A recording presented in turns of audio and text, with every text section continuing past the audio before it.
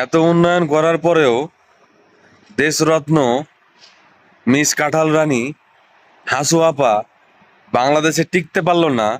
জনগণ লাথাইয়া খাতাইয়া দিছে, এখন ভারতে গিয়ে পড়ে রয়েছে। আর সেই দলেরই চাটুকার দালাল একজন এমপি, সাবেক এমপি সাকিব আল হাসান কিনা কয়েকটা উইকেট নিয়ে তার পাপ মোচন করে ফেলছে।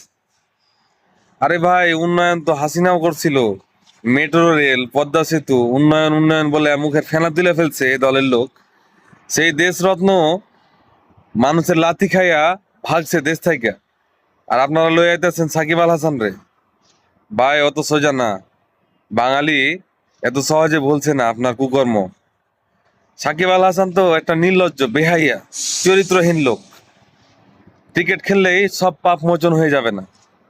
খেলুক ক্রিকেট, সমস্যা নাই।